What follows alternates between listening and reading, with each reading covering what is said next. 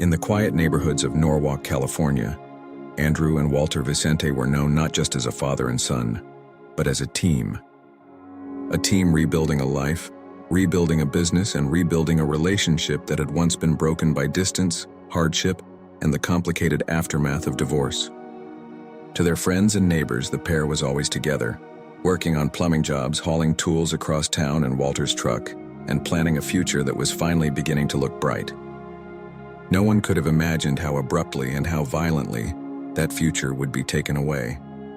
Their story begins decades earlier, with a marriage that struggled, fractured, and eventually dissolved. Tina Haas and Walter Vicente spent 10 years together, 6 of those married, and during that time they welcomed 2 sons, Andrew and Stefan. When the marriage ended, Tina found herself a single mother raising the boys across different parts of California. There wasn't much financial help, but there was determination. Tina never shut Walter out, and she always encouraged him to stay in his children's lives. She believed that even imperfect relationships were worth preserving. Walter's life was far from smooth. Born on January 6, 1966 in Rochester, New York, he carried the scars of his father's murder in the early 2000s, a trauma that would shadow him for years. As an adult, he struggled with addiction and instability. But those who loved him insist that beneath every mistake, every setback, every detour, Walter had a genuine heart. He was charismatic, quick to smile, and deeply loyal. When he entered addiction recovery, he became determined to fix the relationships he had damaged, starting with Tina and his children. It was during this period of healing and rebuilding that his bond with Andrew grew stronger than ever. Andrew, the younger of the 2 sons, was a simple soul with simple joys. He lived for the things that made him happy: animals, music, time with family. He wasn't the type to chase material things. Instead, he valued moments, laughter, and connection. Tina recalls how he once worked hard in school just to earn a dog, and later how he built a chameleon habitat out of a trash can because it made him laugh. His smile, she says, lit up the room every time he walked in. By the time Andrew was 23, he had bounced around California, exploring different places and figuring out his path. That's when Walter reached out. He needed help. He wanted to rebuild his plumbing business. He wanted to get his life back on track. And he wanted his son beside him through the process. In January 2015, Tina offered Andrew a place back home. But Andrew had another plan. He wanted to help his father to be part of his comeback, and to grow the business into something he could eventually take over. He had a spark in his eye to help his father, Tina remembers, and she was right. The 2 worked side by side, spending long days repairing pipes, replacing water heaters, and running calls throughout Norwalk. Walter would joke that when he retired, Andrew would wear the business name proudly. It wasn't just plumbing. It was their future, their bond, their redemption arc. Everything seemed to be aligning for the Vicente men. Steady work, shared goals, repaired family ties, and hopes for a better future. But on the night of July 14, 2015, all of that hope was shattered. In the home they shared, in the place where they were rebuilding both life and legacy, Andrew and Walter were shot and killed, leaving behind a family devastated, a community shocked, and a case that, despite years of attempts to find answers, remains unsolved. Walter Vicente's life was shaped by deep contrasts, warmth and hardship, humor and heartbreak, ambition and struggle. To understand the man he became and the tragedy that later unfolded in Norwalk, it is necessary to understand the weight he carried long before the night he was killed. Walter was born on January 6, 1966 in Rochester, New York, where he spent his early childhood before eventually making his way to California. Those who knew him described him as charismatic, full of energy and capable of connecting with almost anyone. But beneath that charm was a man who had already seen more loss than most people experience in a lifetime. One of the most defining events of Walter's life came in the early 2000s, when his father was murdered. It was a devastating blow, shaking him emotionally and creating pain that lingered for years. The tragedy added to the instability that already existed in parts of his adult life. While he was able to build relationships and raise a family with Tina Haas, his struggles eventually created distance and conflict. His marriage suffered, finances became strained, and addiction crept into his life, slowly pulling him away from the stability he had once tried to build. Yet even during difficult periods, those closest to him insist that Walter never lost his underlying sense of kindness. When his marriage to Tina ended, Walter found himself separated from his children more often than he wanted. But he never stopped caring. He visited, he checked in, and he tried, sometimes imperfectly, to stay part of Andrew and Stefan's lives. Tina never prevented him from seeing the boys, understanding the importance of a father's presence even when circumstances were complicated. For many years, their family operated at a distance, with good moments and challenging ones, but always with some level of connection. As Walter's addiction worsened, his life drifted further off track. But the turning point came when he began focusing on recovery. According to Tina, he made a real effort to repair the relationships he had strained and to rebuild trust with the people he loved most. He began visiting more often, offering updates on his progress and showing pride in the small victories he achieved along the way. Tina recalls moments when Walter would stop by simply to show a photo, share a story, or talk about how he was trying to change. One particular memory stayed with her, the day he showed her a picture of his first grandchild. She described seeing a spark in his eye, a moment that reminded her of the man she once knew. During these years of recovery and rebuilding, Walter also turned his attention back to work. He wanted to create a stable life, not only for himself but for his children and grandchildren. Plumbing had long been part of his skill set, and he became determined to revive his plumbing business. That dream grew even stronger when Andrew, at 23 years old, decided to move in with him and help build the company. Together, they developed a routine: work during the day, rebuild the business at night, talk about long-term plans, and share a home that was becoming a symbol of second chances.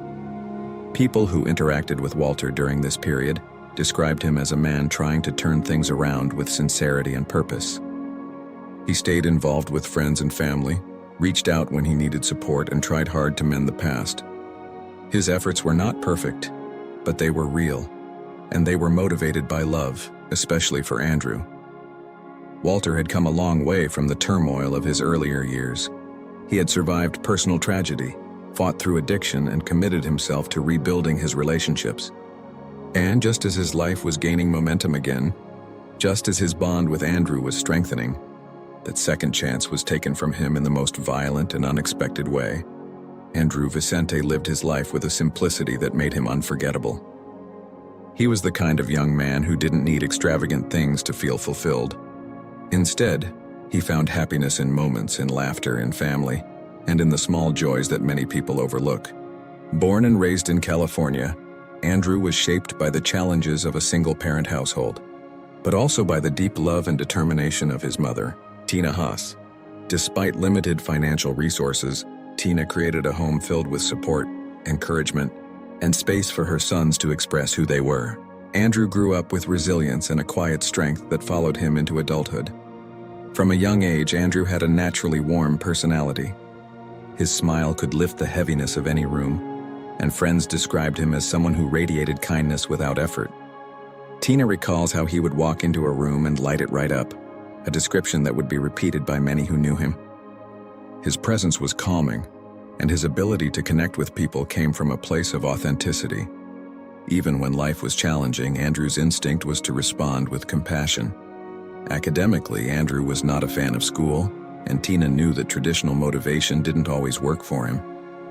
But she also knew that Andrew responded to goals rooted in joy. When he was in 8th grade, she offered him a deal. If he earned a 2.5 GPA, she would get him a dog. Not only did he meet the goal, he exceeded it, achieving a 3.0 GPA. That dog became a symbol of Andrew's ability to rise to the moment when something truly mattered to him. As he grew older, Andrew developed a love for animals, and one of his final joys came months before his death when he got a chameleon. In classic Andrew fashion, he didn't spend money on a fancy enclosure. Instead, he crafted a habitat out of a trash can, creating a space for the chameleon that reflected both his creativity and his simplicity. To Andrew, happiness never depended on perfection. It depended on meaning. Andrew also had a deep physical way of showing affection. He was known for his bear hugs, big, tight embraces that sometimes annoyed Tina in the moment but have since become one of her most painful memories to miss. Those hugs were part of how he loved. He didn't hold back, and he didn't hesitate to let the people around him know how much they mattered. By the time Andrew reached his early 20s, he was transitioning into adulthood with the same simplicity and sincerity that had defined his childhood. He moved to different parts of California, exploring, working, and experiencing life in his own way. But everything changed when he learned that his father, Walter, was trying to rebuild his plumbing business. Walter needed help, practical help, and emotional support. For Andrew, the decision felt natural. Despite their complicated history, Andrew loved his father deeply, and he saw an opportunity not only to help him, but to reconnect in a meaningful way. When Tina offered Andrew the option to move back in with her in January 2015, he made a different choice. He chose Walter. He chose responsibility. He chose to help rebuild a life that had been broken, and to be part of the father-son team that Walter was so eager to create. Andrew moved into Walter's home ready to work, ready to support, and ready to help his father get back on his feet. Their dynamic strengthened quickly. They worked long hours together, shared meals, talked about the future, and built an unspoken bond based on mutual respect and hope. Walter planned to pass the business to Andrew someday. Andrew planned to help his father succeed. Their partnership symbolized growth, healing, and the promise of a better chapter. Andrew Vicente was only 24 years old when he was taken from his family. His life was simple, full of heart, and overflowing with potential that ended far too soon. In the days leading up to the shooting, the dynamic inside the Vicente and Haas family showed clear signs of strain, confusion, and growing fear. Andrew's mother, Tina Haas, began noticing behavior from Walter that was becoming increasingly concerning. What she once viewed as occasional frustration or emotional instability began to evolve into patterns she could no longer ignore. Even small conversations felt different, sharper, more erratic, and filled with a tension that hadn't been present before. Tina later explained that Walter had always struggled with emotional regulation, but something in the months before Andrew's death felt markedly different. She had grown worried about how Walter was running his plumbing business and how he was handling the pressure of rebuilding his life. At the same time, Andrew had been working side by side with his father daily, and Tina sensed that the closeness between them was making Andrew more vulnerable to Walter's changing behavior. Despite her worries, Andrew remained hopeful about helping his father. He believed deeply in giving people second chances, especially family. When Tina asked if he wanted to come live with her for a while, Andrew insisted on staying with Walter because he felt his father needed him. But Tina's intuition was growing louder. Something was wrong, and she couldn't shake the feeling that Andrew wasn't safe. By early 2015, tension between Andrew and Walter had become more noticeable. Walter was becoming more controlling in the household, and he had started making impulsive decisions about the plumbing business. At times, he became verbally aggressive, and Andrew confided to a few people that he wasn't sure how to manage the emotional swings. Even so, Andrew didn't want to abandon his father. He continued to work with him, continued to support him, and continued to hope things would stabilize. Tina's concern eventually grew into fear. She reached a point where she felt compelled to intervene. She told Andrew multiple times to be careful, to prioritize his safety, and to remember that he didn't have to stay in a situation that felt unstable. Andrew listened, but he continued to hold on to the belief that he and his father could make things work. Around this same time, the rest of the family began sensing the unease. Conversations about Walter's mental state became more frequent. Some family members believed he might be experiencing an emotional decline or a psychological crisis, but no one realized how severe the situation had become. No one expected violence. No one imagined that Walter's instability would manifest in a way that would end Andrew's life. The most telling warning sign came from Walter himself. In the days before the shooting, his behavior reportedly escalated to a point where his emotional outbursts were more intense and more unpredictable. Tina later recalled that Walter didn't seem like himself at all. He was acting paranoid, overwhelmed, and increasingly explosive. Tina attempted to convince Andrew to leave the house temporarily, just to give Walter space and to protect his own well-being. Andrew wouldn't do it. Then came the phone call. Just hours before Andrew's death, Tina received a call from Walter's partner, who was panicked and crying. She told Tina that something was terribly wrong, that Walter was acting irrationally and that Andrew needed help. Tina immediately tried to contact her son, but there was no answer. Family members later said they believed Andrew was trying to calm Walter down, trying to keep the situation from escalating. It was exactly the kind of person Andrew was: protective, empathetic, and unwilling to give up on someone he loved. But as the tension rose inside that home, the environment became increasingly dangerous. Walter's emotional state had deteriorated beyond anything the family could have predicted. The warning signs had been present, but no one could have known how fast everything would unravel, or how final the outcome would be. The events of the final hours began with a surge of panic inside the Vicente and Haas household. By the morning of the incident, Walter's behavior had escalated beyond the concerns that family members had quietly discussed in the weeks prior. What had once appeared as emotional instability had progressed into a full psychological crisis. Every interaction inside the home felt strained, unpredictable, and volatile. Andrew, who had consistently taken on the role of mediator between his father and the rest of the household, found himself facing a situation he could no longer control. According to family accounts, the tension began building early in the day. Walter was reportedly pacing, raising his voice without clear provocation and expressing paranoia that made no sense to those around him. Andrew tried to calm him down multiple times, attempting to redirect conversations or physically placing himself between Walter and other family members whenever an argument intensified.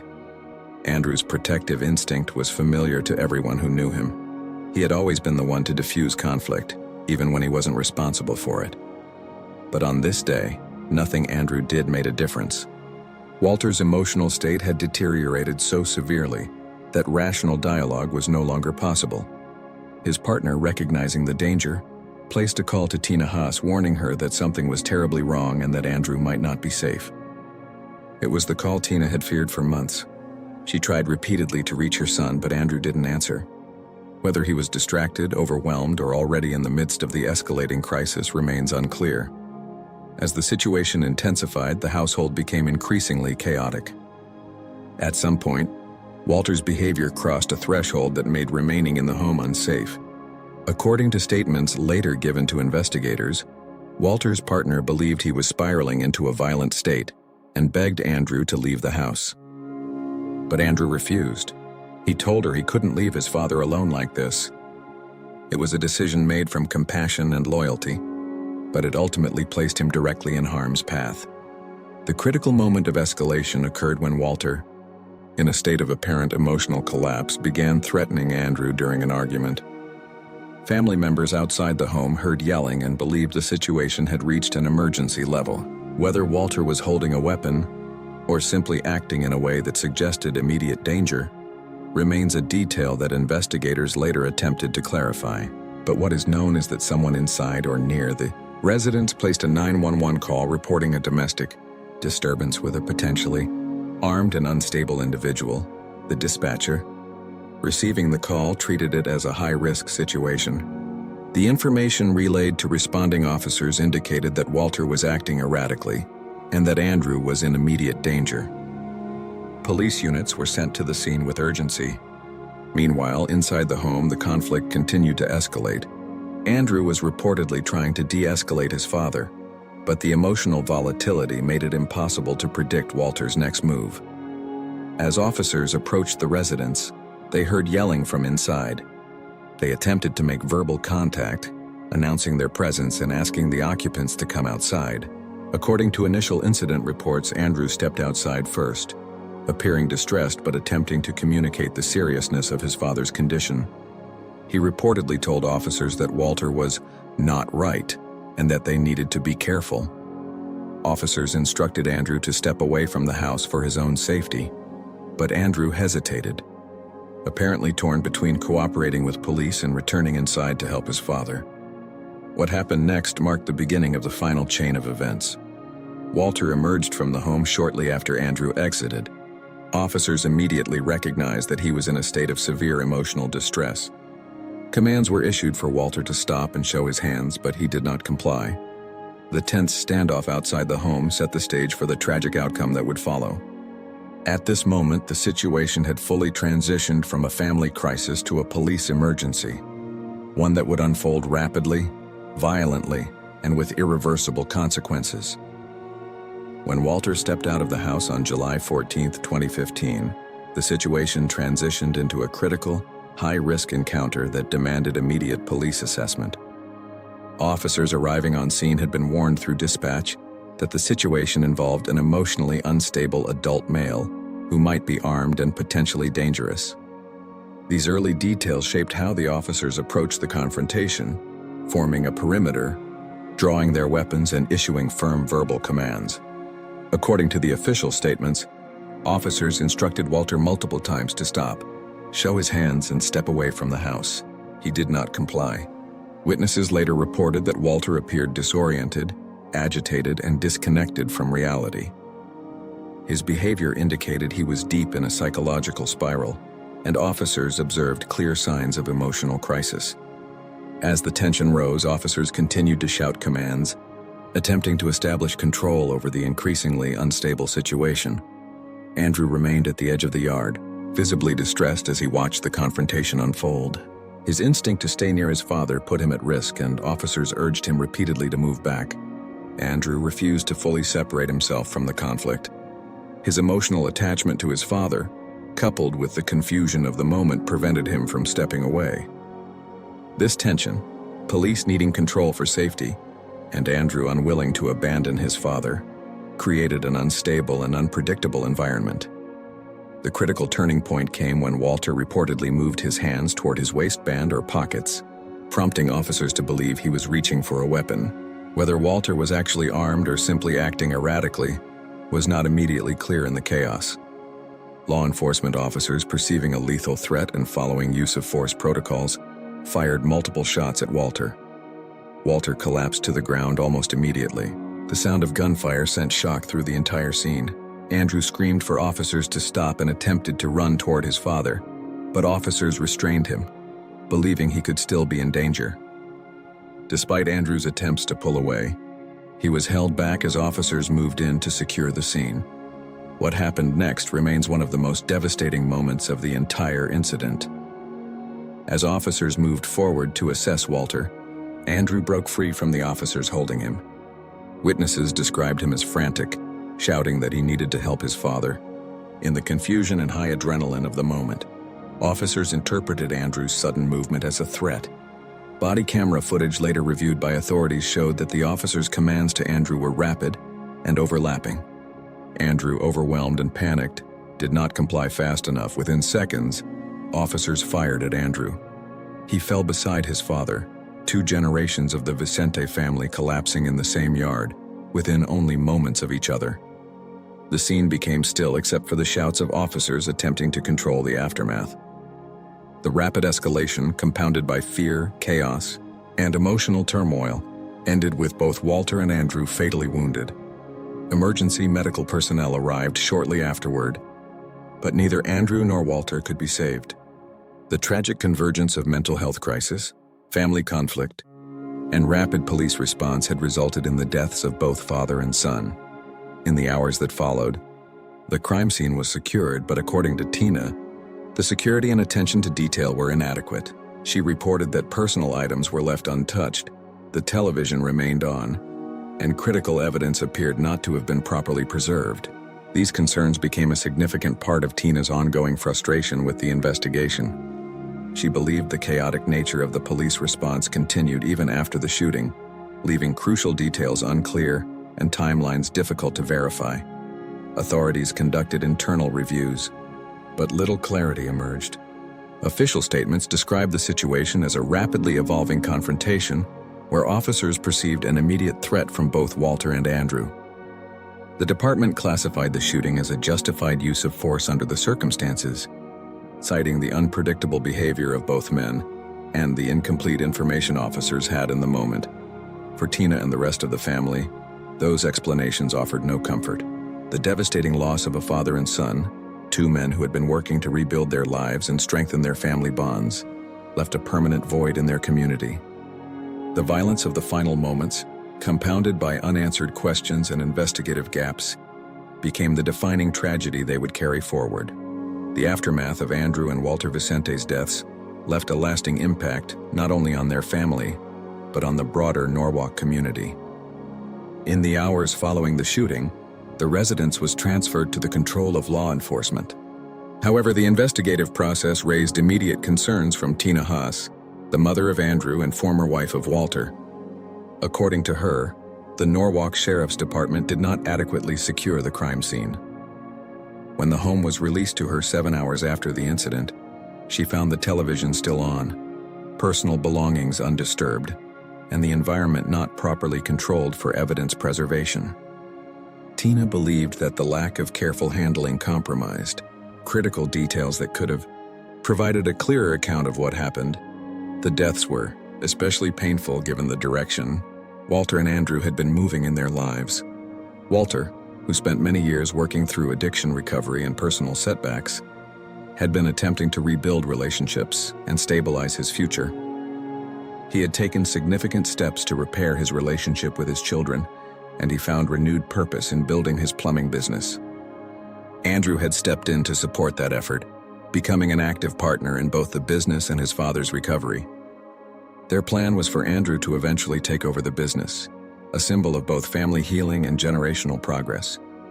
Their future, which had finally seemed stable, was abruptly cut short. The Vicente family's losses did not end there. Tina had already endured the death of her other son, Stefan, who passed away in 2019. The compounded grief left her as the only immediate surviving biological family member of Andrew. Walter is survived by his mother, Irina, his brother, James, and his sister, Sandy. Each of them faced the difficulty of processing a tragedy that left more questions than answers. In the weeks following the shooting, community members, family friends, and former customers of the Vicente plumbing business visited the home or reached out to Tina to offer condolences. Many described Andrew as a good kid with a contagious smile, a young man who brought light into a room with his presence. Others remembered Walter's charm, humor, and determination to reclaim his life. At their funeral, nearly 600 people arrived to pay respects and more waited outside. The turnout reflected the impact the father-son duo had on their community and the collective disbelief felt over the violent circumstances of their deaths. Despite this outpouring of support, Tina faced a separate ongoing struggle, the pursuit of justice. She attended multiple city hall meetings, made repeated attempts to contact investigators, and followed up with the Norwalk Police Department regularly. In the early stages, authorities told her they would notify her of any developments, but by 2021, all communication ceased. No new information was shared, and no updates were provided, leaving Tina feeling abandoned by the system responsible for her family's protection. This silence deepened her concerns about the investigation's quality. Questions remained unanswered about the officers' decisions, the sequence of events, and whether any alternative strategies could have prevented the deaths. Tina believed that the lack of transparency contributed to the slow progress and hindered trust in the investigative process. She continued to raise awareness by sharing her family's story at public events, hoping to prevent similar tragedies and encourage improved crisis response methods in law enforcement. As the years passed, the pain of that night did not ease. Tina worked to preserve the memories of both her sons and of Walter. She kept family photos displayed, held small memorial gatherings with loved ones, and revisited places that held significance for Andrew and Walter. These acts became essential for her healing, offering a sense of closeness to the family she lost. For her, the fight for justice is not only about accountability, it is about ensuring that her family's story is not forgotten. She continues to seek a clear, factual record of what happened in the final moments of Walter and Andrew's lives. The unresolved questions surrounding the case remain a source of deep frustration, but Tina maintains her dedication to uncovering the truth. The case remains open, and despite the years that have passed, Tina has made it clear that she will continue advocating until answers are found. Her persistence serves as a reminder that behind every statistic, every official report, and every brief headline, there are families navigating grief that lasts a lifetime. The Vicente family's story highlights the importance of transparency, accountability, and compassion in handling cases involving mental health crises and police response. issues that continue to shape conversations across communities nationwide.